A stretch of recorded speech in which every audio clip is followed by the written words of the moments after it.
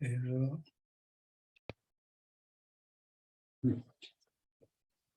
Buenas tardes, good evening. Today, I had the pleasure just to be talking to Daniel Simpson, which is, in my opinion, one of the most outstanding teachers of yoga and Indian philosophy nowadays.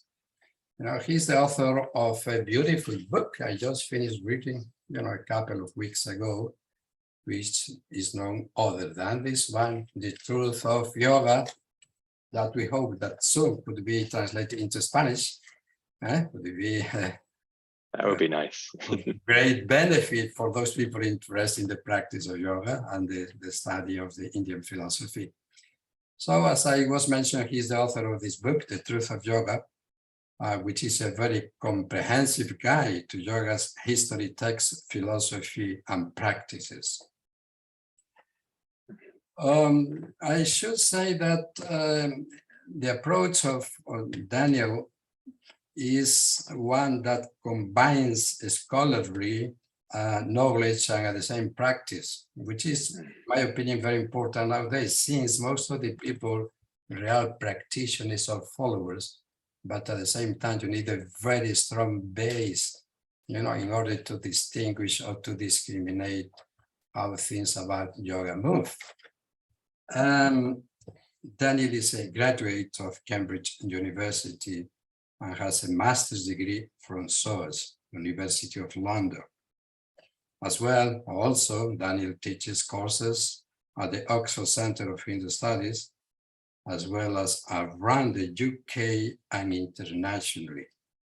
If you can visit his page, because he also offers courses online, and his page is full of a great variety and richness in articles.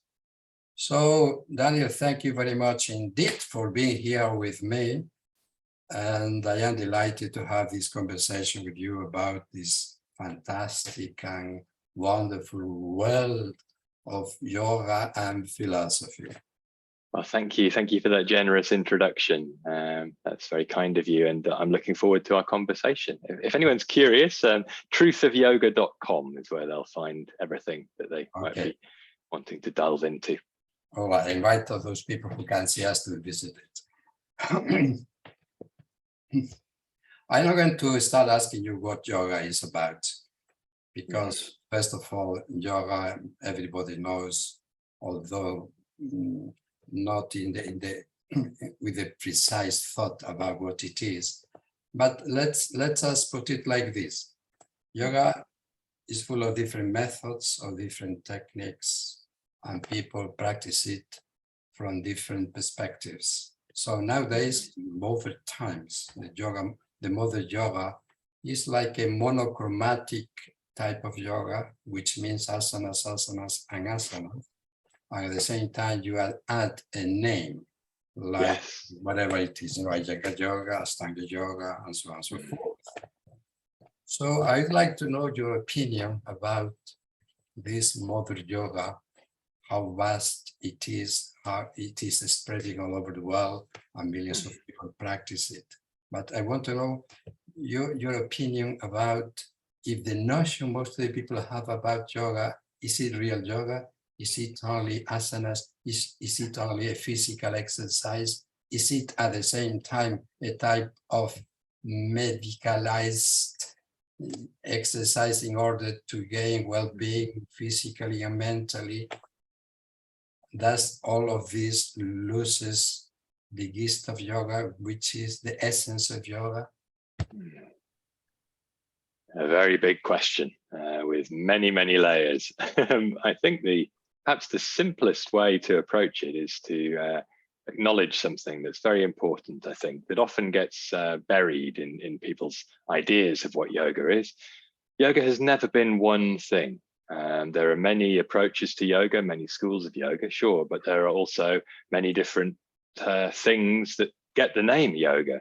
Some of them in the very earliest of Indian texts having nothing to do with meditation or transcendent insight or any of the things we might associate with yoga later. it's just a word. It means usually something to do with joining things together, but also doesn't necessarily mean that. So there are many, many different meanings the word can have, and they change over time. And I think, what we see today is part of really the third big phase of yoga history. The focus on the body, the use of the body as a tool, perhaps just as a way of feeling more comfortable in the body and therefore more content in life. That might be the first level.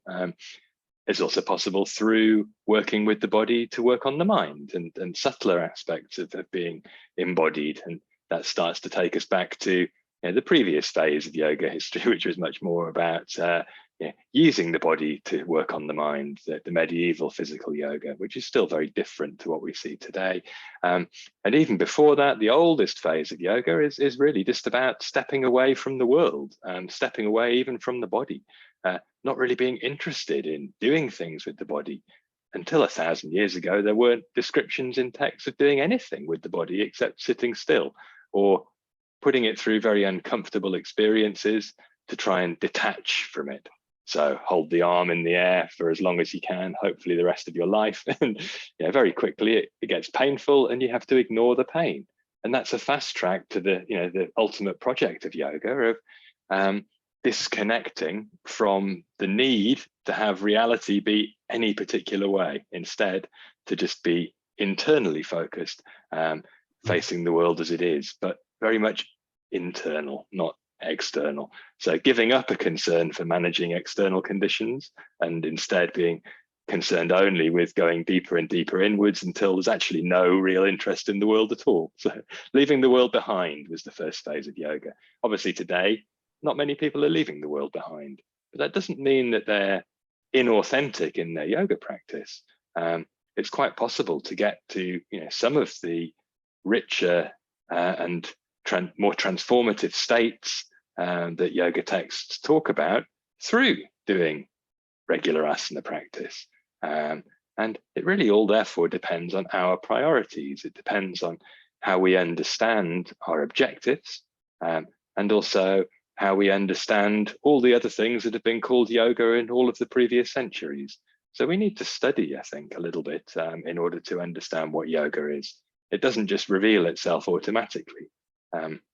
Obviously, there are experiences we can have, but to make sense of them, we need some context. That context often comes from a teacher, but that also kind of requires the teacher to have a knowledge of deeper framing of the practice, and also I guess ways of communicating that sound relevant to the student. So we're all, I guess, trying to find our way, and many people before us have been trying to find their way too, and we can get inspiration from them, but none of them have tried to find the way that we're trying to find. So we will have to, in the modern time, reinterpret things, because we're living in the 21st century. You in Vigo, me west of Oxford in the English countryside. Nobody wrote an ancient yoga text about these conditions. So, we have to adapt things. And that's happened all throughout yoga history. People have been adapting things, but until recently, nobody admitted it. So everybody makes it sound as if yoga is timeless. It comes from many thousand years ago. Nothing ever changed.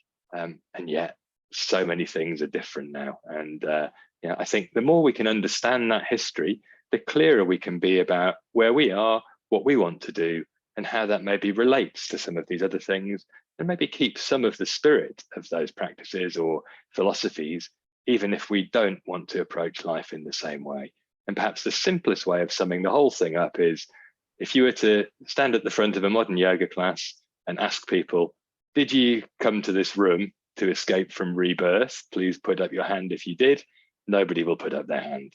But originally, that's what people practiced yoga for. In fact, they didn't even think of it as practicing yoga. They did whatever it was they were doing to attain the state of yoga, which was detachment from the idea of being a person, and going beyond this sort of very limited identification with experience as the voice in the head, this particular covering of flesh, and instead went to another place. And so that's all obviously a huge topic, but maybe some seeds there of ideas we could explore a little more. Yes, mentioning or going back a tiny bit to what you mentioned just right a few seconds ago. Of course, everybody wants to go to heaven, but nobody wants to die. In other words, when we had to face something that we had to extinguish, our life sooner or later is going to be extinguished. Yes. We have to abandon the body, or the body has to abandon us.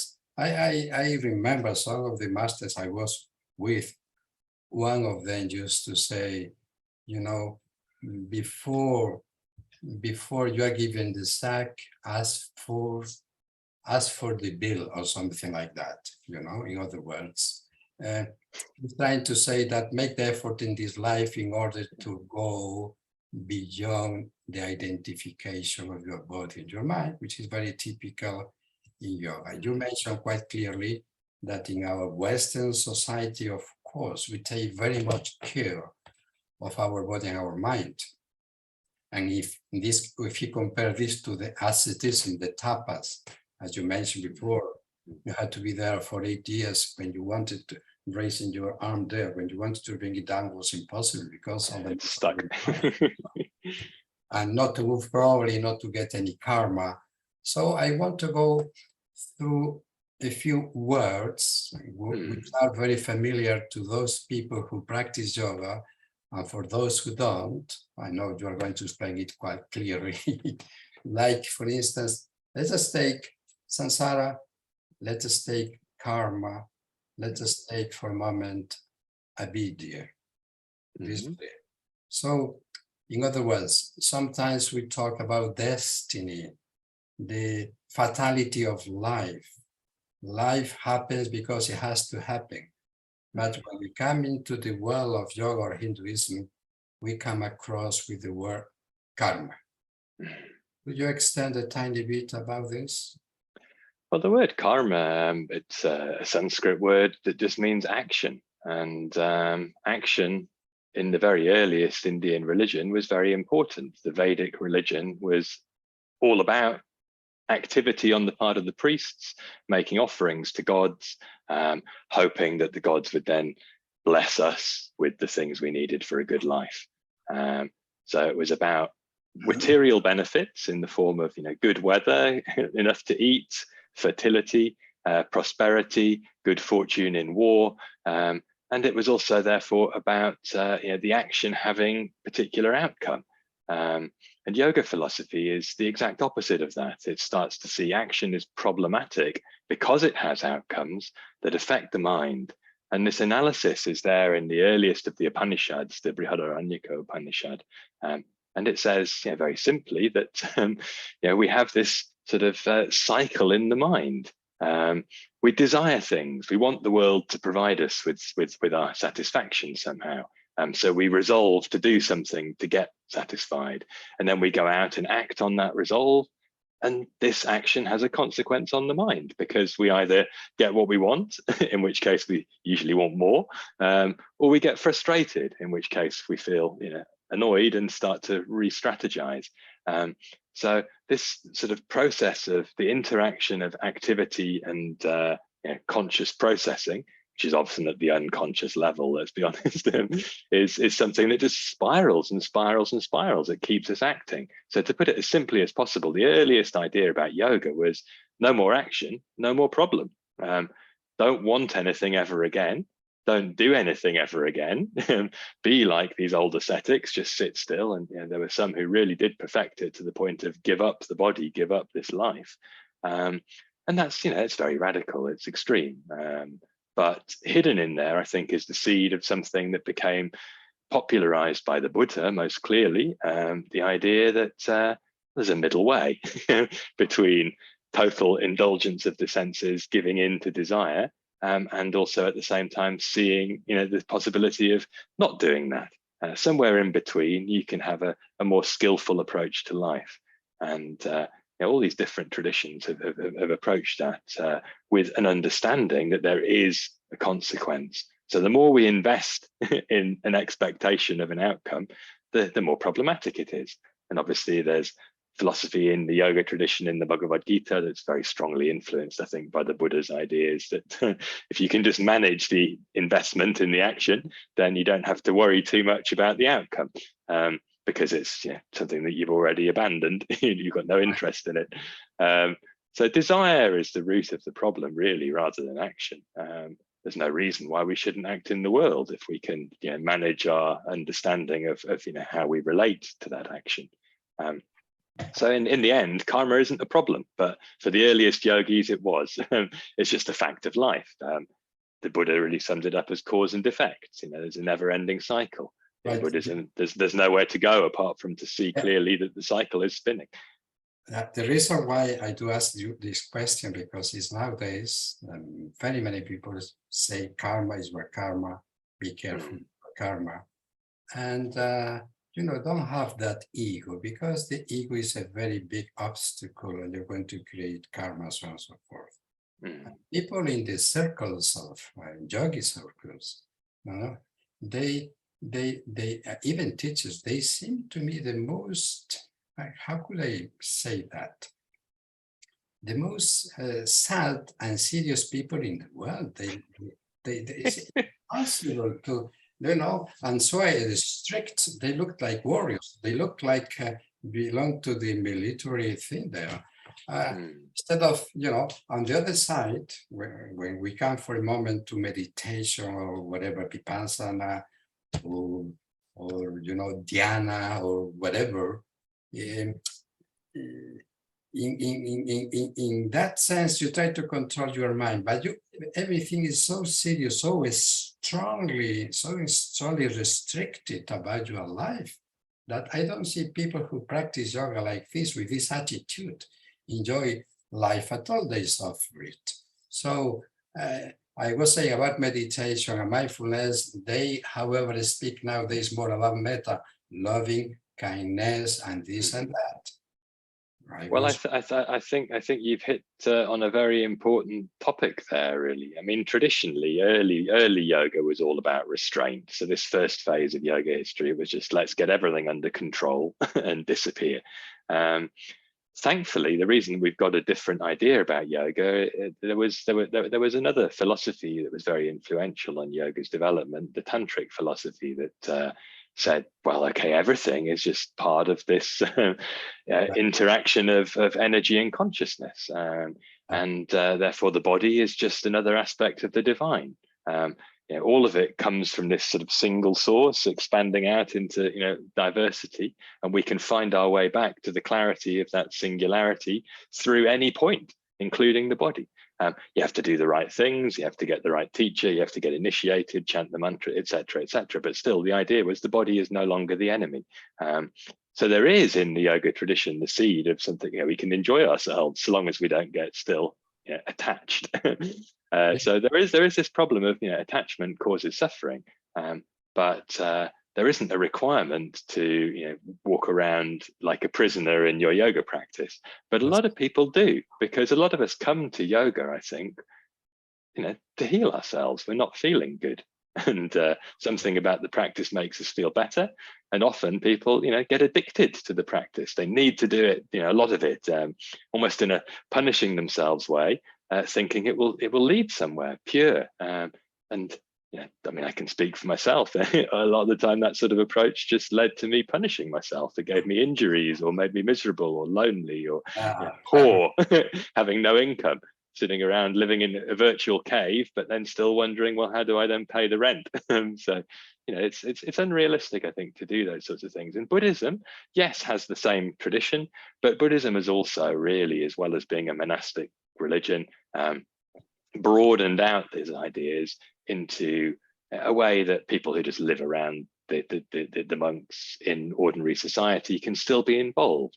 Yoga isn't quite the same. Yoga is part, obviously we then get into complicated territory. Yoga is associated with many different ideas, some religious, some not, some that we would call Hinduism, some not. But broadly speaking, there is an aspect of Hindu religion that yoga fits into. And the connection between the two is the word dharma. And this idea of what's the right thing to do is basically the question behind this word dharma. And that makes the two worlds come together. But in Buddhism, there aren't two worlds to come together. Dharma just means, the teachings of the Buddha, and it's also how to live, and it's much more sort of connected in that sense. Whereas yoga, I think, is about not living in the world. Most of other teachings of Hinduism have got everything to do with being in the world, and Dharma is very important. So I think often the yoga teachings, especially if you turn to these classical yoga texts like Patanjali's Yoga Sutra, even the medieval physical yoga texts, they're for world renouncers, and all they really talk about is how to shut everything down. So there aren't actually texts associated with yoga practice until very recently that talk about how to live in the world like a happy person. Whereas the Buddhist tradition has basically said, you just do a few basic things and then you carry on your worldly life, and maybe in the next life you get a bit more merit. But those basic things are very helpful. It's compassion, kindness, generosity. Those will take a little bit of the sting out of the poison in the mind. So even if you don't get enlightened, you might still be a nicer person. Obviously, it depends on people doing that. It's not that Buddhists are all wonderfully kind necessarily, but there is that idea a bit more seeded. And I think, in the Western world, what happens instead is, because the yoga texts are not so well integrated with the idea of how to live in the world, people add all sorts of funny ideas of their own. So a lot of new age magical thinking from the Western world of the last 100 years or so comes into what yoga teachers think about karma. And then also perhaps inherited ideas from Christianity about, punishment, as if there's some sort of sky fairy looking down and, dispensing natural justice. Do good things, good results come. Do bad things, bad results come. I know a lot of people who did a lot of bad things who never got punished. I also know a lot of people who did a lot of good things and didn't get rewards. It doesn't work like that. It's to do with the impact of your actions on your mind, and you carry your own suffering that you help to create. And that's what we can learn to unwind, and then we can be nicer people. So I think there is in yoga texts the seeds of that philosophy. It's all come from the same place anyway, yoga and Buddhism. It's the renouncer ideas of 2,500 years ago plus.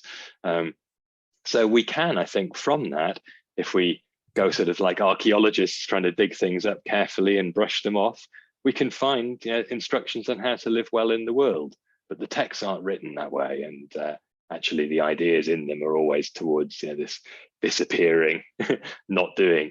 And so I think on some subtle level, people internalize that, and they try to get themselves under control, and they hope they're going to break through to some better world. But there's only this world that we know about now. I mean, who knows what comes after this one? But right now we're here, and time is ticking. And I've become clearer and clearer that it's how we are in each moment with ourselves, with other people, that is more important. Never mind trying to go beyond anything. What about now? What can we do here now to live a fuller life, and perhaps embody some of these ideas about kindness?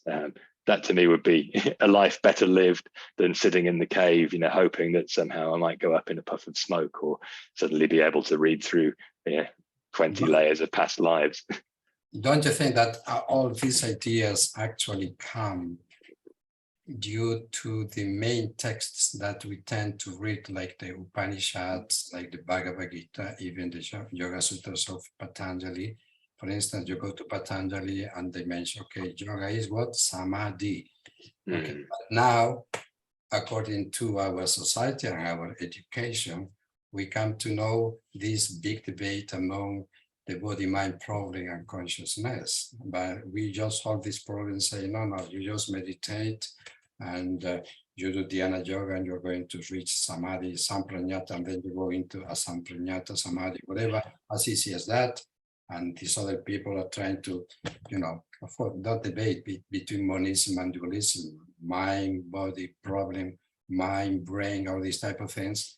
So we can't escape from all this dialogue, That's why, in my opinion, at the same time, neuroscience, contemplative neuroscience comes and appears and say, okay, if you practice meditation, all these benefits are you going to get because the brain is going to change the function and the structure and so forth.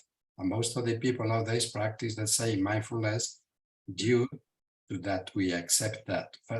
But it's out of context probably because meditation, the meaning we give, according to Buddhism and Hinduism and so on and so forth, has a different meaning. What do you think about this? I mean, this division, this in between, you know, how we take it nowadays for the well-being of body, mind, health.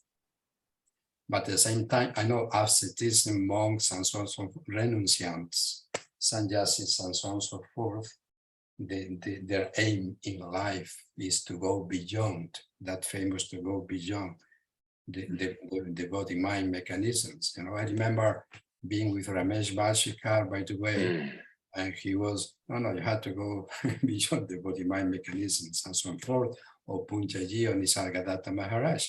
So, and when for a moment we come to the Upanishads in these great Mahavakyas, Aham Brahmasmi, that also influences us as far as thinking that, of course, we need just to be pure in the practice of Vedanta, if it is Advaita Vedanta, just to go beyond the ego and reach that the heightness of the consciousness. So, as you mentioned, as you have all these courses online about the Bhagavad Gita, the Yoga Sutras of Patanjali, in which there are much to say about that, since Philip Maas has his theory about it, and many other authors have a different one.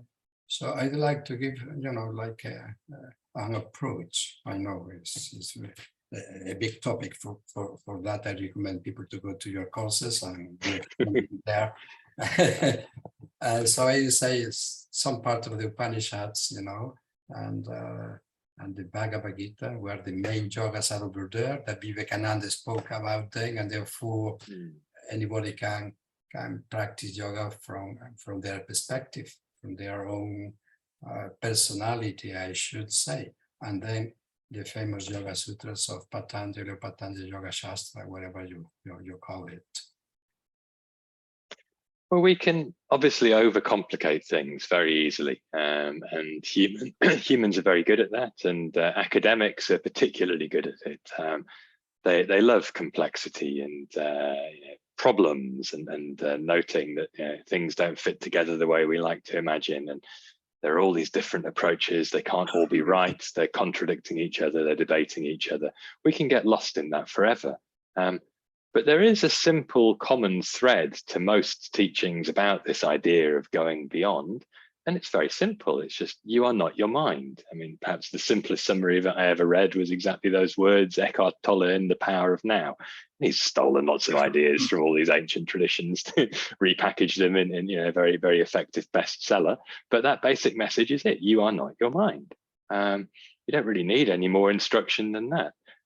There isn't actually anywhere else to go unless you want to kill yourself.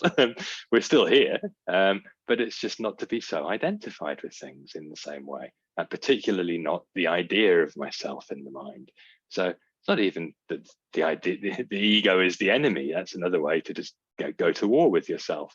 It's just to be a little bit clearer about, that we have this tendency to get stuck, and we can be more aware of how that works. We can see the patterns and we can loosen them a little bit. But no ancient text describes it that way. And in fact, it's really helpful, I think, to look at the old texts, firstly, to see how different they are, how different some of the assumptions they were based on are to the way that we are in the modern world choosing to live. We have homes, we have responsibilities, we're stuck in neoliberal capitalism, we have bills to pay. So there's all these complications that we can't escape. We are part of our context, but there is still something very simple at the core of the idea of practice. We can suffer less. The fundamental meaning of freedom in the context of yoga is from suffering. Never mind if there's the next life, never mind if it's dual, non-dual, doesn't matter what philosophy it is, we can suffer less. So in the end, that's sort of number one point on the algorithm for me when trying to construct a modern 21st century way of leaving this is, binary question. Is this leading to more suffering or less suffering? And that's what we're trying to do, I think, with yoga, is to find less suffering. So we need to be honest with ourselves. We've got those two principles, ahimsa, causing less harm, and satya, telling the truth, as the sort of two of Patanjali's yamas. They crop up on most lists of good things, and they are good things. You can balance them by being clear with yourself honestly. Am I causing more suffering, or am I diminishing suffering for myself and for other people?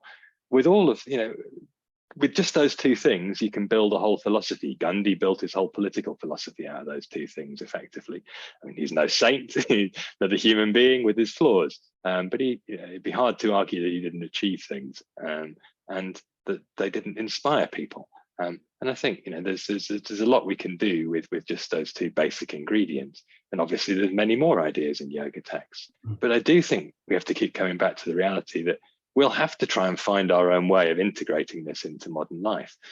Yes, pretending that we're going to get it all from the Yoga Sutra, as you were suggesting. I'm just going to meditate and I'm going to work my way through all these layers, and then I'm just going to disconnect from Prakriti forevermore. It's I've yet to see somebody who did that. Even some of these very wonderful teachers who you've been mentioning, who are sitting there telling you about you've got to go beyond the body mind. While they're sitting there telling you that, they're not beyond the body mind. They're permanently in this duality of me talking to you, and that's how they're having the conversation, and that's fine. They're aware that there's another reality, and they're suggesting we should look for it. That's great. But it's not actually possible, I don't think, to live in that reality all the time and function in modern society. You can only really just inhabit that space if, in the same way that you take a strong psychedelic, you're not at the same time capable perhaps of driving a car or holding a conversation with your grandparents or whatever it might be. Maybe you can, I don't know, depends on the person. But there's a strong altered state is a different state, and it's not necessarily the state of day-to-day life. And the old philosophies, they recognize that. Advaita Vedanta, Buddhism, they talk about two levels of truth, really. There's the ultimate truth, and then there's the functional truth for day-to-day purposes. And that distinction seems to have got lost a little bit in the modern era. Everybody wants to talk about the ultimate while actually living in the relative. Be a bit more honest if we could admit we live in the relative, and we can use some of these ideas to inhabit that space more helpfully. Because otherwise, if everybody wants the ultimate, nobody cares about the relative. It's almost, as long as I go up in my rocket to wherever this place beyond is, who cares about everything down there? I've got no concern for it. And that's the sort of mindset that's given us this destruction potentially of life on Earth in a very short and very near and very worrying future. So I think we need to care about each other and the world. And again, you don't find that message much in yoga texts because they're all about how to program your rocket ship for beyond. So we need to think about how to integrate some of those ideas in here now. There is a last question probably, because I want to take too much time from you now. Let's go back for a minute to Hatha Yoga, okay? All these famous texts. There is the famous Parampara, where the Guru tradition, he teaches, and he was teaching to his disciple and so on and so forth. And it was like an inheritance of that teaching, continuing for very many years or centuries or whatever you want to call it. So when we come nowadays, we find different famous texts in Hatha Yoga, as probably the most famous one so far, Hatha Yoga Pradipika, Garanda Samhita, and the Shiva Samhita. But as you are very well aware of the Hatha Yoga project with Jim Mallinson and Mark Singleton and Jason Birch, so all these texts from the medieval times, let's say from the, I think, from the 10th century, more or less, the Amrita Siddhi, which is a Buddhist text according to Jim. And, very many other, Gorosha Shataka and so on and so forth. So the asanas, which seem to be very old, which seems to be very modern, how do they really appear? When you read these texts according to them, there are not many asanas over there. I think the Hatha Yoga Pradipika has like 16, like 4 sitting and 11, asanas there. But previous to those centuries, that was the oral tradition passing the knowledge from one to the other, from one tradition to the other, sramanas and so forth, so on and so forth. So was a practice of Hatha Yoga previous to the medieval times? Hatha Yoga actually is a consequence from Tantra or Tantrism? Well, I think we have to be humble when we talk about these things, and sometimes scholars aren't so humble because they need to be clear and assertive with strong declarative arguments. But the reality is we just don't know how much we don't know. You're right. The yoga was taught orally from teacher to student. Without a time machine, we have no way of knowing what those gurus said to their students. We don't even know who the students were. All we have are these texts which give a kind of idealized version of the practices, missing out a lot of the important details you would need. In fact, in the text, they often say you need to get more instruction from your teacher. Probably they know how to write or to read. There was most of these texts are written for marketing purposes. They're publicity. They're like, our lineage is better than your lineage. Look at all the sort of wonderful practices we've got and how effective they are.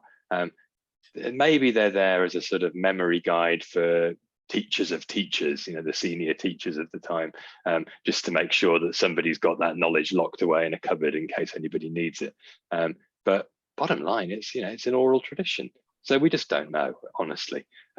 What we do know, though, is that there are lots of other literary traditions in India, whether they're narrative, poetry, texts about organizing society, and all of these different genres of text mention yogis at different phases of their history. And there are no descriptions of yogis doing anything other than sitting or doing all these painful things to their bodies, standing on one leg for a long time, holding the arms in the air, until around the 10th century, as you say, when a couple of quite obscure traditions of temple Vaishnavism come up with the idea of balancing on your arms. The first two non-seated postures, Mayurasana and Kukutasana, taught in those traditions of texts that go on to influence the Yoga Yajnavalkya. So there's different strands coming up in the evolution of physical yoga practice. And I think what you have is a collision between 2 or 3 different influences.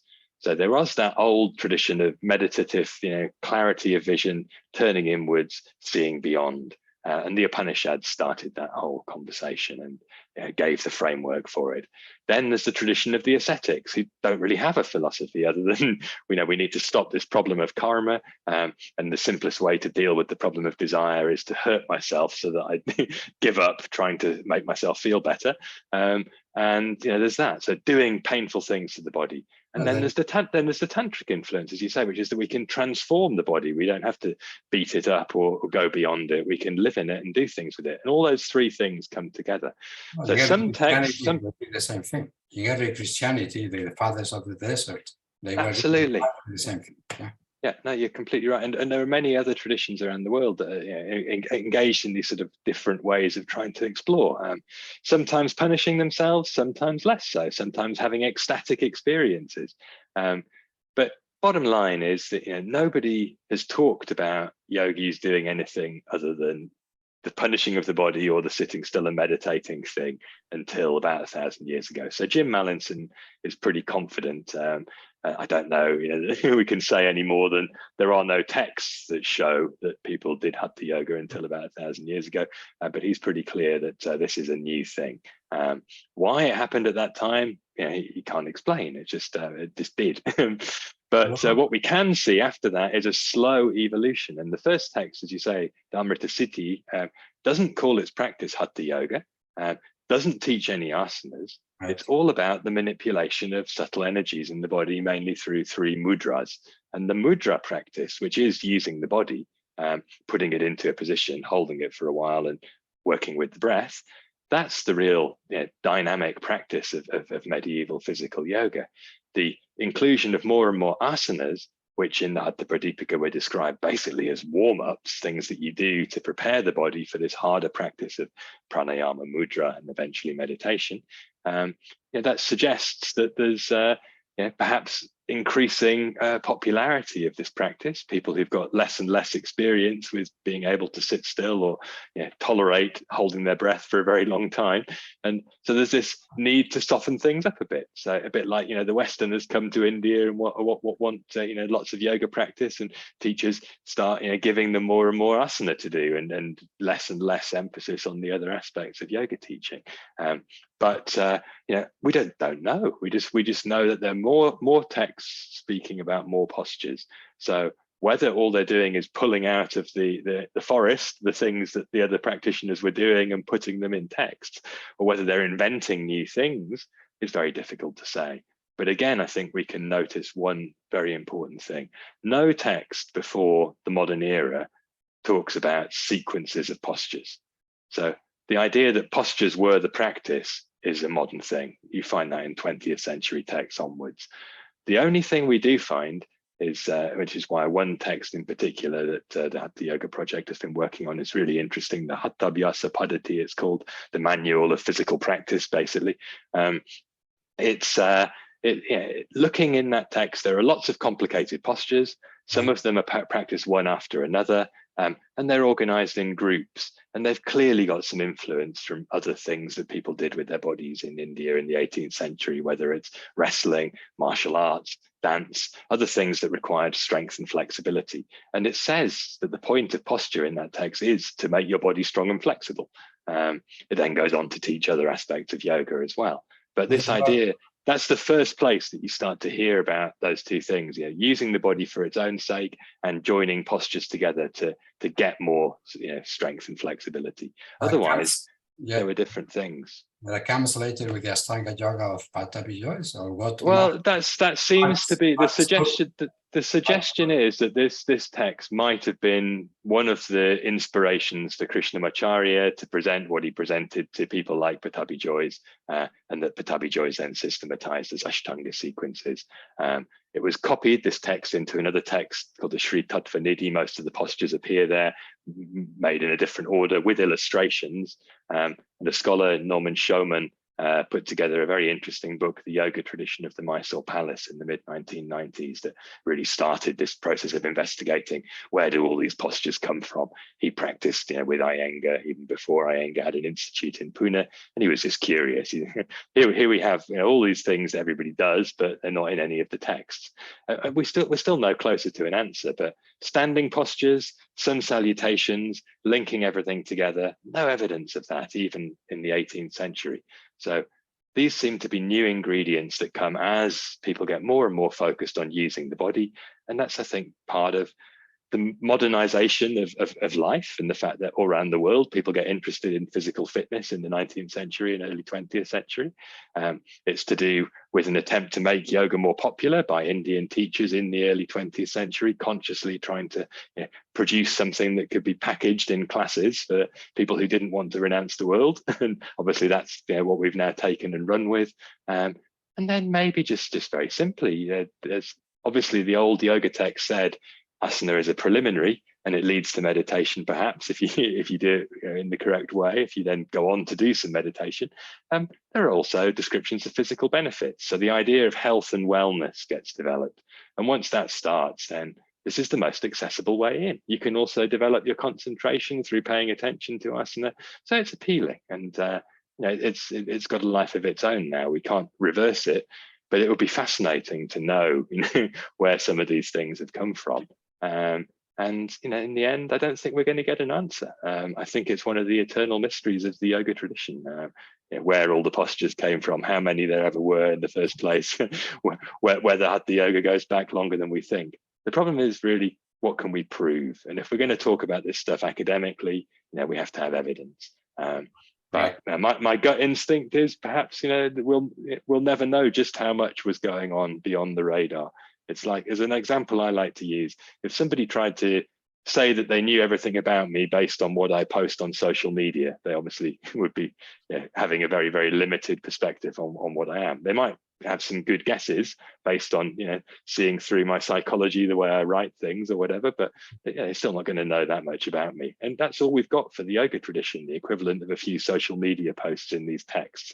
The rest of life is lost. We don't know. Yeah, because before, this is just about to end.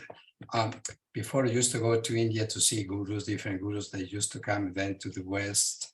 He was the authority. You used to sit next to them and listen to their talks and so forth, practice with them, living an ashram, all this type of yogic living.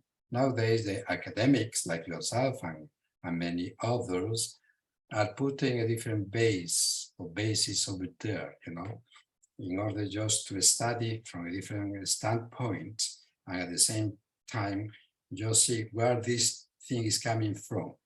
In other words, that popularity of the, although of course nowadays like Ramdev in India, so you see Shankar and many others are over there, and many people follow them, millions of people all over the world, of course. But a new dimension the yoga is taking nowadays due to the scholarly study of texts and where the yoga is coming from and so on and so forth. But a final consideration, I should say, for instance, the Vedas were not written. They were not written. They were orally transmitted. It was Max Muller, or perhaps before him, somebody was trying just to have them written down, and was not popular among the Brahmins, right? Well, I think the first writing of the Vedas, I may be wrong here, but I think the Harvard scholar Mikhail Witzel has said it's about 1,000 years ago that the Vedas were written in the 14th century, somebody did that. Yeah. But finally, just I'd like to clarify, if you can clarify this for me anyway. Okay, the Upanishads.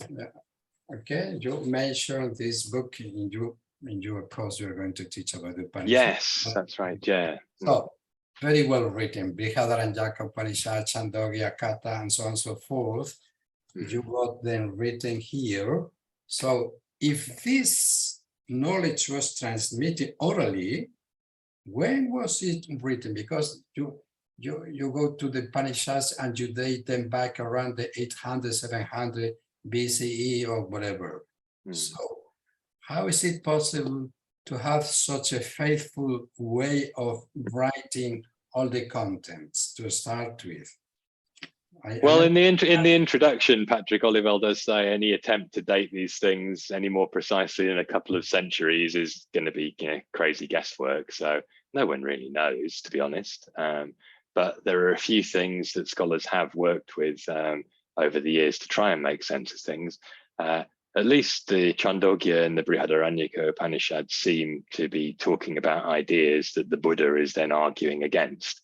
And so there's a suggestion that in their earliest form, they must be older than the life of the Buddha. The life of the Buddha can be dated, not least because of the inscriptions of Ashoka and then the sort of working backwards from these dates. So you've got some idea when the Buddha lived. And some of the earlier Upanishads are before that time. But the ideas in them, they've come from somewhere else. I'm not sure that the Upanishads were the source of some of these ideas. They were probably, as you say, these guys who are known as Shramanas, strivers. That literally means people doing, yogic stuff in a very demanding, self-disciplined way. Those are the origins of Buddhism, Jainism, yoga traditions, even, people who had no religion at all, who were just, trying to understand the nature of reality. But we don't find anything about that in the earliest layer of the Vedas. And in fact, as I was saying, the whole philosophy of the earliest layer of the Vedas is exactly the opposite. It's about doing things for the sake of results. Action is a wonderful thing.